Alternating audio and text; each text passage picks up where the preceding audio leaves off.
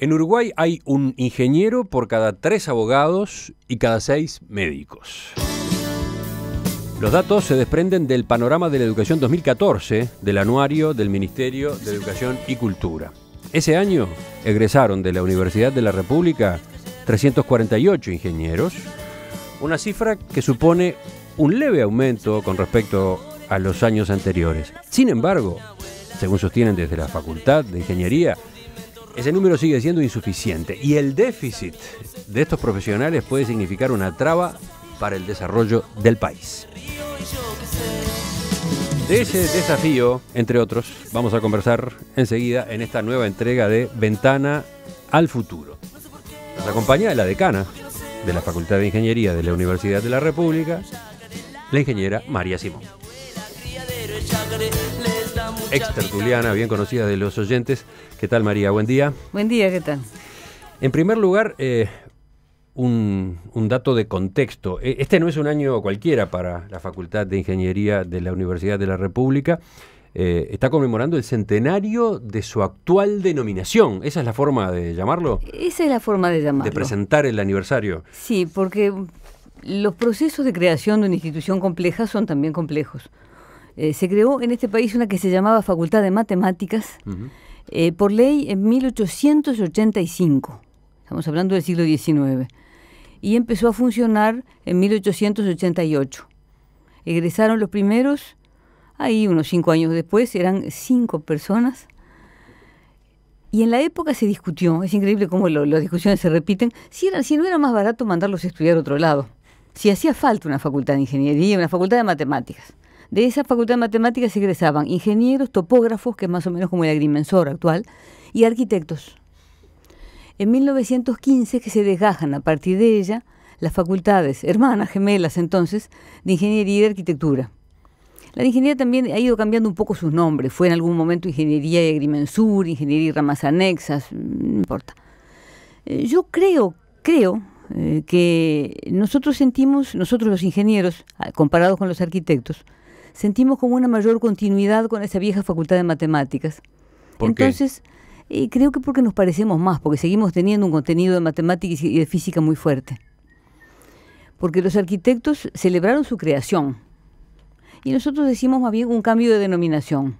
Por eso, por una sensación de continuidad, pero no es menor el cambio de denominación porque da nacimiento a lo que se llama la investigación tecnológica, el conocimiento tecnológico en sí. Es decir, hace mucho tiempo se concebía al ingeniero como alguien que simplemente aplicaba la matemática y la física. Ahora sigue aplicando la matemática y la física, por supuesto, y tiene que aprender mucho, pero también se crea conocimiento tecnológico que tiene una naturaleza distinta al conocimiento matemático-físico, porque ya no es que describa el mundo, como hace la física, o encuentre relaciones lógicas, como hace la matemática, sino que apunta a modificar el mundo. ¿Un ejemplo? Por ejemplo, crear energía. Por ejemplo, tratar efluentes para un ambiente más limpio. Por ejemplo, crear un proceso químico. Por ejemplo, las telecomunicaciones. Son modificar el mundo y crear objetos, servicios, sistemas para uso humano y para el bienestar humano, con respeto del medio ambiente y siempre con recursos limitados. Yo diría que la esencia de la ingeniería es eso. Si uno tuviera recursos o tiempo ilimitados, podría hacer cualquier cosa, pero la gracia es resolver con recursos escasos. ¿Y nos faltan ingenieros? Nos faltan muchos ingenieros. Nos faltan tremendamente ingenieros y además la carencia se agrava. En un momento decíamos que teníamos desocupación cero y casi que había gente que estaba contenta. Ahora tenemos desocupación negativa. Y es eso un concepto difícil de entender. Quiere decir que la demanda es mayor que la oferta. Es una manera de decir más bien como un poco pintoresca. ¿Eso es muy bueno para los ingenieros que están en el mercado? Es bueno para muy bueno para los, es una buena perspectiva. Alta, es una buena perspectiva de trabajo. ¿Los ingresos los beneficia? Claro, y una perspectiva de trabajo segura. Pero no es bueno para el país. Es tan grave como si hubiera escasez de energía o de agua. A algunos emprendimientos se les dificulta realmente y hay algunos que no llegaron a concretarse por falta de personal calificado. Veámoslo en términos comparativos. Yo daba un dato recién cuando empezábamos. Tenemos un ingeniero por cada 3 abogados, un ingeniero por cada 6 médicos. Pero en comparación con la población, Tenemos 3 ingenieros cada 1000 habitantes, ¿está bien? Sí, ahí está. ¿Y eso cómo O nos 6 coloca? cada 1000 trabajadores, más o menos. Y eso nos coloca muy a la saga, porque en la región, en Brasil, en la misma Argentina, hay entre el doble y el triple. Y en países intensamente desarrollados, por ejemplo Alemania, Dinamarca, Finlandia, hay como unas 10 veces más. Es cierto que a veces se le llama ingeniero en esos países del norte de Europa a personas que aquí serían tecnólogos, pero bueno, no es de todas maneras estamos hablando de una diferencia abismal. Incluso Ahora, si sumamos los tecnólogos, los que hoy hay en Uruguay. Sí, que también tienen pleno empleo, ¿eh? También estamos muy contentos con esas opciones. Muy. Tenemos tecnólogos, entre otros, mecánico, informático y otros más. Ahora, hay que decir que la escasez de ingenieros no es solo del Uruguay. Hace poco oí un discurso de la directora general de UNESCO, donde hablaba de la escasez de ingenieros en el mundo. Y el ingeniero desempeña un rol particular. Todas las profesiones son importantes, no quiero incurrir en una falta de modestia, pero el ingeniero hace como de vínculo entre las ciencias fundamentales y la aplicación a la tecnología. Y si falta ese vínculo, el ecosistema de desarrollo se vuelve enfermo, se vuelve inoperante. En el mundo hay escasez de ingenieros, se están haciendo varias campañas para interesar a la gente. Me queda la pregunta, antes de seguir, de las causas. ¿Por qué en el mundo faltan ingenieros? En los países muy desarrollados se percibe muchas veces, los jóvenes lo perciben como una carrera muy trabajosa, digamos, una carrera difícil, que yo quiero aclarar, no es tan difícil, no es más difícil que ninguna. Tiene distintas habilidades en todo caso. Pero se percibe como una carrera difícil, larga y que tiene una perspectiva de éxito no tan brillante. Por ejemplo, se perciben como más atractivas cosas de tipo gestión, gerencia, etcétera, que yo creo que producen un poco de ilusión, como la ilusión de ser un crack de fútbol. A algunos les va muy bien, pero es a uno en muchos que les va muy bien. Es una carrera larga, decías, al pasar. Esa es la idea que tiene la gente. ¿Cuánto dura la carrera de ingeniería en Uruguay hoy? 5 años. Es cierto que mucha gente lo hace. Supo ser más larga. Supo ser mucho más larga. 5 años dura. Es cierto que hay gente que lo hace en más, en 6, en 7, pero están en 6 o 7, no más. No es una carrera muy larga. Y hay que contar con que la mayoría, ya a partir de promediando la carrera o cosas así, suelen trabajar. A veces eso les dificulta el egreso. Si trabajan mucho en cierto tipo de trabajo muy exigentes, en que tienen que viajar, o horarios muy largos. Quedó dicho, pero muy a las apuradas. ¿Cuál es el problema de la falta de ingenieros? ¿Dónde se está notando hoy en el Uruguay la falta de ingenieros? En todo. En el software, bueno, es endémico. Las empresas se roban los profesionales o muchas veces contratan estudiantes que están todavía promediando la carrera, con lo cual se les dificulta terminar. Y en el futuro esa persona está menos protegida, es más vulnerable. También en este momento en la construcción, en el sector forestal, ni qué decir, en el sector industrial también. ¿A qué se debe eso? ¿Qué hacemos para remediarlo? ¿Están ustedes trabajando específicamente? Estamos trabajando mucho en eso. ¿Y en qué dirección? Bueno, una muy importante es interesar a la gente. Interesar a la gente de varias maneras. Por ejemplo, con actividades que empiezan desde que los muchachos están en la educación media o a veces desde la escuela, como los robots que se llaman Butiá, que sería bueno describirlos, pero tal vez no es el momento. Bueno, qué casualidad. Tenía un mensaje de un oyente que llegó antes de empezar la entrevista. El oyente sugería que la ingeniera Simón contara sobre el robot Butiá, un buen ejemplo para motivar a escolares y liceales. Y agregaba otra cosa, el robot con linternas como motores. Usa baterías de linterna como motores y una pelota de ping-pong puede usar como como la rueda de atrás. Está hecho todo con elementos comunes, baratos y sobre todo está hecho por los chiquilines. Lo que se quiere estimular es una actitud no de usuario, no de, sí, sé cambiar los ringtones o sé hacer tal cosa, sino lo hacen ellos y se les rompe, saben lo que hacen. Están no como usuarios de la tecnología, sino del lado de adentro. Y se divierten mucho y es una manera de inspirar vocaciones. Pero eso está dentro de la línea de algunas cosas que hacemos. ¿Lo promueve la Facultad de Ingeniería? Sí. ¿Es como forma de ir seduciendo a los botijas? Sí, entre otras. También se dan charlas en escuelas, se llevan elementos demostrativos. Va a haber algo en la rural, se hace ingeniería de muestra, que se hace en octubre. y hemos muestra hablado proyectos. en más de una ocasión de la muestra. Este año Lo que busca es justamente la relación entre la Facultad de Ingeniería y la sociedad, ¿no? Claro. Este año es por el 13, 14 y 15 creo. Es jueves, viernes y sábado de octubre. Y busca contarle a la gente qué es lo que hacemos, que es parte de como de rendir cuentas de qué es lo que hacemos con los dineros públicos, y también mostrarle a la gente y en particular a los jóvenes qué hacemos y qué se puede hacer. Y además los que muestran las cosas son los que las hicieron, son los estudiantes que hicieron esos proyectos, lo cual es una gran diferencia porque uno le pregunta y el que está ahí es el que lo hizo. Y generalmente además lo hace con enorme entusiasmo, ¿no? Y claro, está encantado de contar cómo trabajaron, qué resultados lograron, qué perspectivas se les abren. ¿Qué se puede hacer después? Sí, hemos tenido varias notas sobre las muestras, ingeniería de muestra. Están invitados. Es una feria, ¿no? Son stands. Es una gran feria, pequeños es una gran stands feria. donde justamente están puestos los proyectos. Hemos superado los 100 stands y casi todos tienen cosas que se mueven y con las que se puede interactuar. Tratamos de no tener stands de pósters.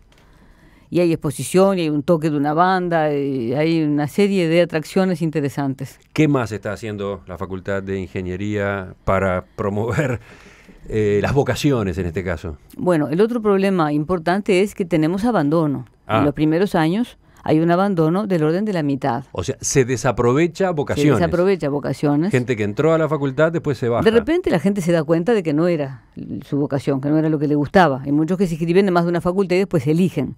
Pero hay que decir que las condiciones en que se dan los primeros cursos son difíciles por la masividad. Justamente ahora, en este momento, está el rector con una delegación de universitarios en el Palacio Legislativo tratando el tema del presupuesto. Porque eso es el presupuesto. Y en este país la educación la solventamos entre todos a través del presupuesto del Estado y es la mejor o entre las mejores inversiones que podemos hacer.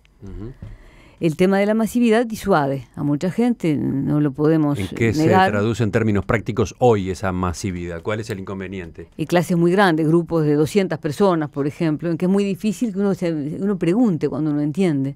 Es cierto, los prácticos son en grupos más chicos, pero muchas veces cualquier persona, yo creo, y más los jóvenes, tienen cierta como necesidad de inmediatez. En el momento en que no entiendo, que me expliquen, no esperar a...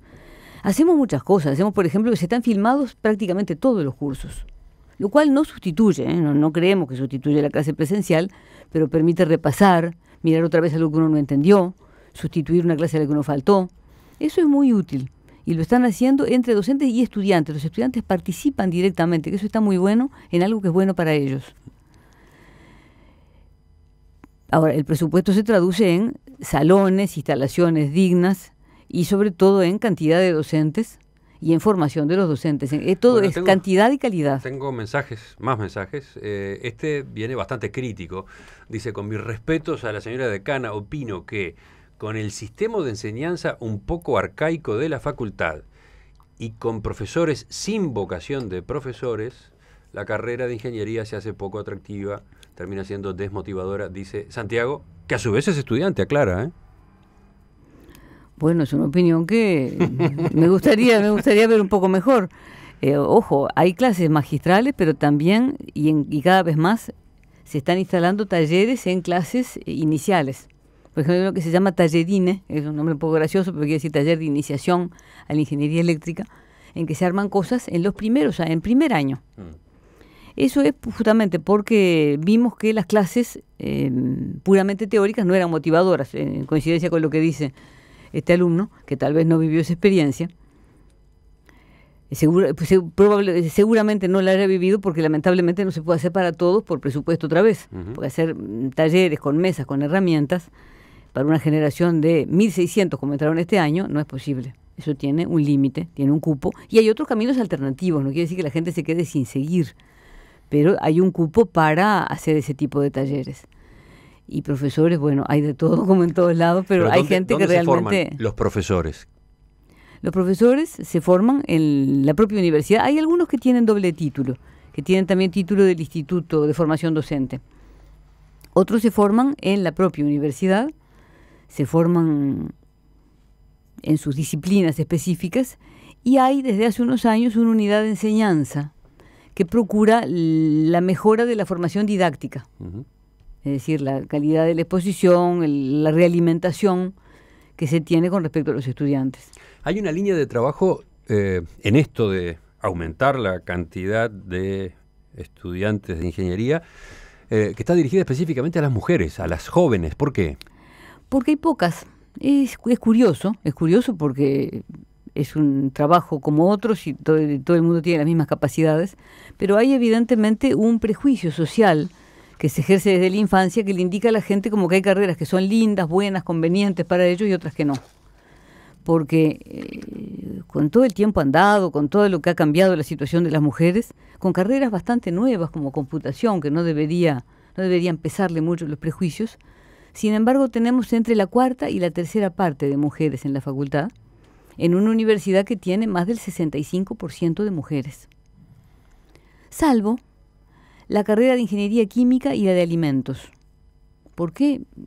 Seguramente por una cuestión cultural, tal vez porque entran a través de la Facultad de Química, porque se ve más vinculado a las ciencias de la vida, pero en esas en que sí hay igualdad o a veces hasta mayoría de mujeres, el trabajo no es particularmente suave. Son en general ingenieros de planta, empiezan tempranísimo, trabajan con obreros en ambiente industrial, con disponibilidad altísima por si se rompe algo y se para un proceso.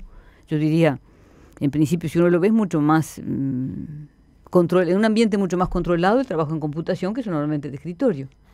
Eso prueba que es solo una cuestión como de formación temprana, de juegos, de lo que la sociedad indica muchas veces, casi siempre sin darse cuenta. Y ahí tenemos una cantera inexplorada. Si tenemos escasez, tenemos que buscar donde se puede buscar gente, y además la gente tiene derecho a descubrir su vocación. Es capaz que es la vocación de muchas niñas y no han podido descubrirla. ¿Y cómo hacen para ir a buscar a las niñas o Bueno, a las jóvenes? Hay algunas jornadas que se llama de Girls in Tech, se llaman así, niñas en la tecnología o jóvenes en la tecnología. Invitamos escuelas, nosotros invitamos en general a todo el mundo, porque si invitamos a las escuelas solo a las niñas, más bien le ocasionamos un problema a la escuela. ¿Qué hacen con los varones mientras tanto? Los tienen que llevar a otro lado. Invitamos a todo el mundo, pero muchas veces buscamos cosas que sean interesantes para todo el mundo, temas que sean interesantes, mostramos a docentes mujeres que hacen investigaciones interesantes en distintos temas y creemos que eso puede motivar.